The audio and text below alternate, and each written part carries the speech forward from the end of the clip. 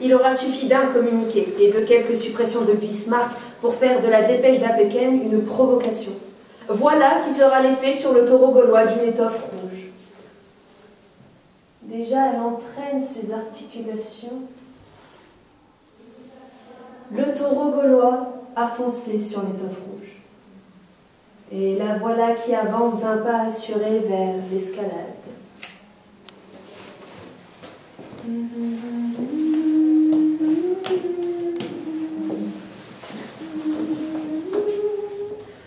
Soyons en Allemagne des libérateurs et non des conquérants, disions-nous avant-hier. D'abord c'est prudent, ensuite c'est glorieux. Cet état de choses, que devra-t-il être? Il est clair que si nous voulons être généreux, nous ne devons pas être dupes. Nos frontières ne doivent pas rester ce qu'elles sont. Le minimum de nos prétentions doit donc être de reprendre nos anciennes limites, celles de la vieille monarchie. Faudrait-il aller au-delà? Faudrait-il nous étendre jusqu'au Rhin? En un mot, ce qu'il faut reprendre, est-ce la frontière de 1789 ou celle de 1801? Les ambitions passées en guise de fourreau. Le 5 août, 3 régiments du général Douai et une brigade de cavalerie légère ont été attaqués à Wissembourg par des forces considérables massées dans les bois. Ces troupes ont résisté pendant des heures avant de se replier sur Bitche. Le général Abel Douai a été tué. Elle ne se cache plus. Elle fanfaronne.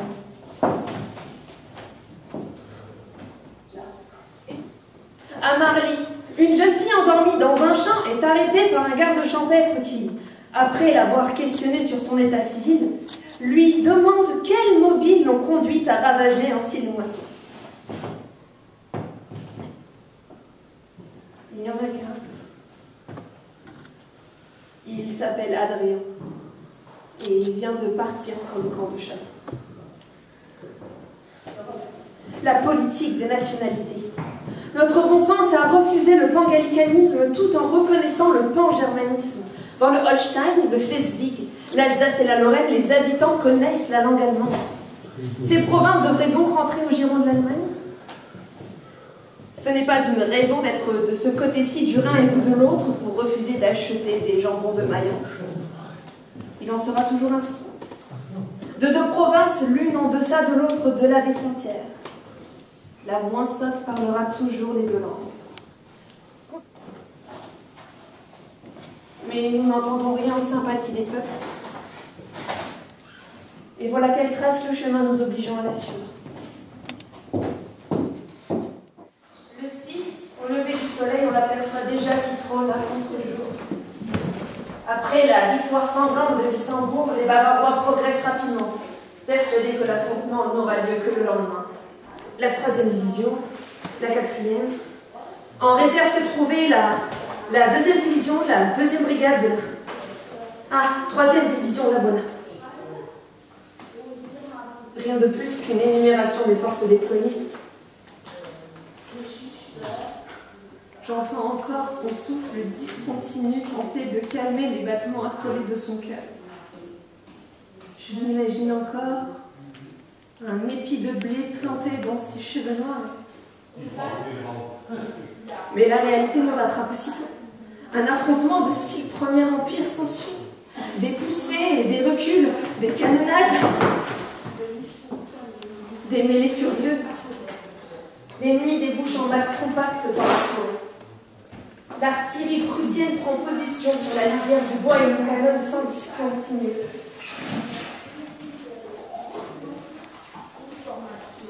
Les fusées prussiennes mettent le feu au village.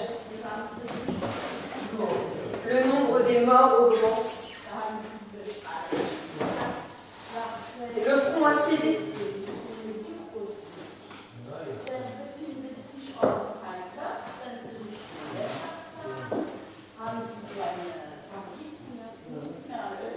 L'exaltation patriotique des premiers jours se transformerait-elle en tumulte ou en désespoir? Non, il ne peut pas en être ainsi. Il ne peut pas en être ainsi, ce n'est pas possible. MacMahon lance la brigade Michel. Les 8e, les 9e cuirassés, accompagnés de 2 escadrons de lanciers, chargent bride abattue du côté de la forêt. 1 millier de cavaliers s'ébranlent des barbares sur Lansbourg. Général en tête, la lame haute, il traverse le terrain sous les obus et les balles, mais chaque arbre cache un Prussien qui tire à coup sûr. Comme elle semble flotter au-dessus de cette vague déferlante. Comme elle pose ses pieds sur les pointes des sabres, comme sur une eau glacée. Ils sont tombés, vaincus par la mitraille, et non pas ceux qui tremblaient devant eux. Voyez là-bas, comme un éclair d'acier, ces escadrons passés dans la fumée.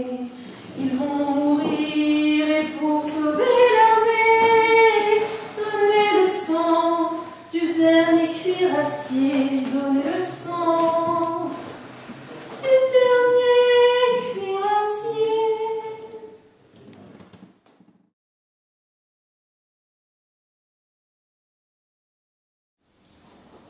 Les cuirassiers n'atteignirent jamais les lignes ennemies. Et c'est ainsi qu'entra dans la légende la charge des cuirassiers. Et pourtant, j'entends encore les balles résonner aux échos des cuirasses. Le grand état-major allemand rendit hommage à ces braves. Le prince royal de Prusse avoue avoir pensé plusieurs fois à rétrograder. Berlin, samedi soir. Une bataille où nous avons été victorieux a été livrée aujourd'hui près de Wörth. MacMahon vient d'être complètement battu avec la plus grande partie de son armée. Des deux côtés, pertes considérables. Les Français ont été refoulés sur Bitch. Frédéric Ving. On ignore encore au ministère de la Guerre qu'on vient de distribuer officiellement aux officiers une carte du théâtre des hostilités qui n'est pas suffisante. Elle donne les routes qui mènent de notre frontière du Rhin, mais pas un mouvement de terrain n'y est indiqué, et les routes formales. Soyez sûrs que nos adversaires sont mieux pourvus. 4000 chances de pouvoir fouler à nouveau les moissons avec lui. Mais sur la dizaine de milliers d'âmes perdues, comment y croire encore? Et elle, qui se contente de marcher encore et encore, clopinant d'uniforme en uniforme sans distinction.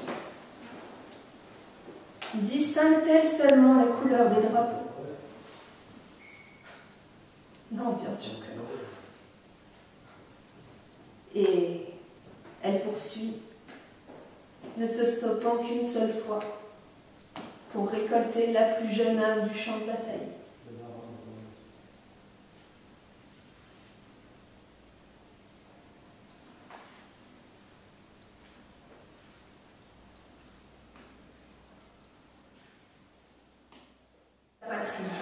Vous combattez une des meilleures armées de l'Europe.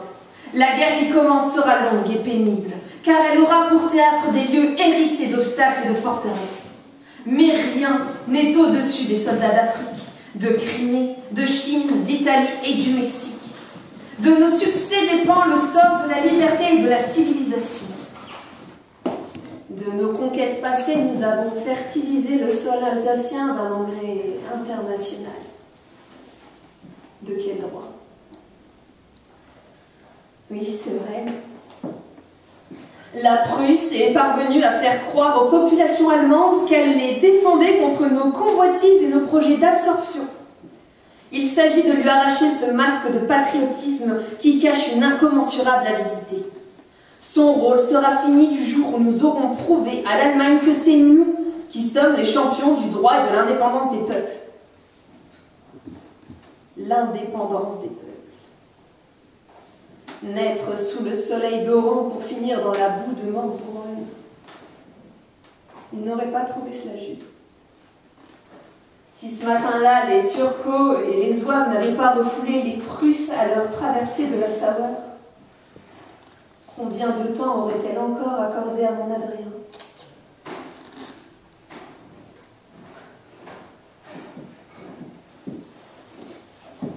Après le massacre de Bonnemain, l'Artigue ordonne la retraite. Combien aurais-je donné pour le savoir parmi les rescapés? L'état-major allemand aura mis un temps certain avant de commander les défilés et les hurrahs sur le champ de bataille. La fuite n'avait rien de honteux. Mais lorsqu'on pense aux forces de Failly, Immobile, à Bitsch et à Niederbronn qui auraient pu, qui aurait dû, plus de 26 000 soldats tués ou capturés, tout drapeau confondu. Loin de tous ces combats qui nourrissent les légendes les plus patriotiques, je crois n'avoir ressenti à ce moment que dégoût pour tout ce gâchis d'humanité. On ne parle plus que de factions, de batteries, de bataillons, de divisions, de chiffres. Et la question est de savoir si l'on tentera une grande bataille du côté de Metz ou si on laissera seulement une armée autour de cette place en concentrant nos forces en Champagne. En présence de ces graves nouvelles, notre devoir est tout tracé. Nous faisons appel au patriotisme et à l'énergie de tous. Français, le début de la guerre ne nous est pas favorable. Nos armées ont subi un échec. Qu'il n'y ait qu'un seul parti, celui de la France, qu'un seul drapeau, celui de l'honneur. Tout n'est pas perdu, il s'en faut. Quelques-uns de nos régiments ont succombé sous le nombre, mais notre armée n'a pas été vaincue. Le même souffle intrépide l'anime toujours. Soutenons-la. À l'audace momentanément heureuse, opposons la ténacité qui dompte le destin. Le seul souffle qui semble animer les êtres aujourd'hui, c'est celui que le vent nous porte. Ce souffle, à elle, qui passait les parfums nauséabonds de la terreur, porte encore l'odeur de son dernier baiser à lui. Revenu à Metz, je ne perçois plus son souffle, mais j'entends encore sa respiration régulière, hélas terriblement régulière. Je crois que ce monsieur Chiflot n'aura jamais assez de sa toile pour penser les blessures à venir. Mieux vaut encore donner les 2 francs directement à ce sinistre carreau. Mais la peur du siège nous envahit. Nous avons protesté. Nous avons demandé à éloigner le principe de la guerre de nos murs, mais nous fûmes taxés immédiatement de lâches, jugés par nos dirigeants de détracteurs guidés par l'état d'ébriété. La peur est devenue honte et la honte a pris le masque de l'incertitude.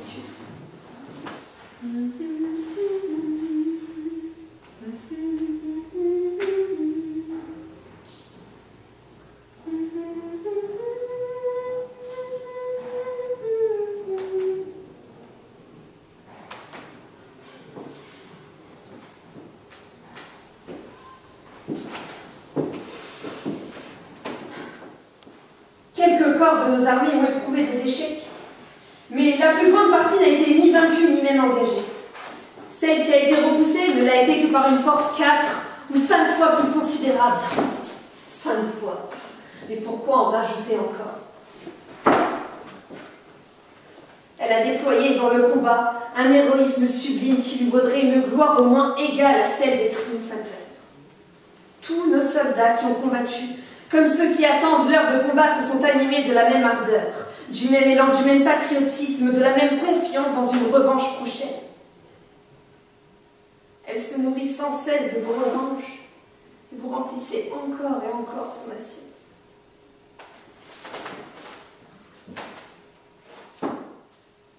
Se battre à 1 contre 3.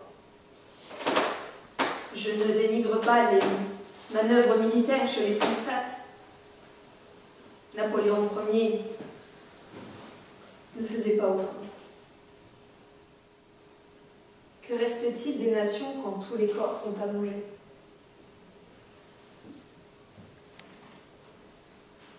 Que reste-t-il des rêves quand tout est saccagé? Que reste-t-il de moi, maintenant qu'il n'est plus?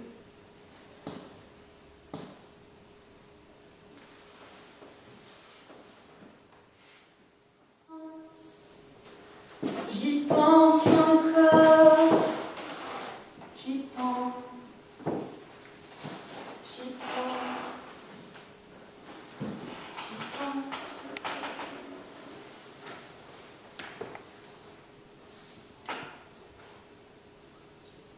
J'aurais voulu garder son dernier baiser pour moi, mais il a fallu qu'elle s'interpose. Comment lui en vouloir?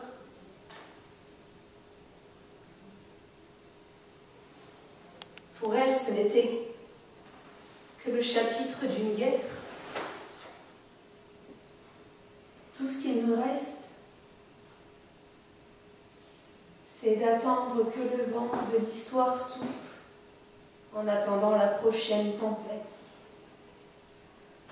Et se souvenir, juste se souvenir.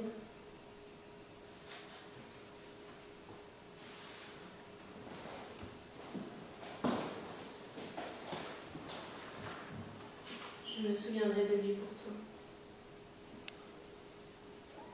J'y pense encore. J'y pense. J'y pense.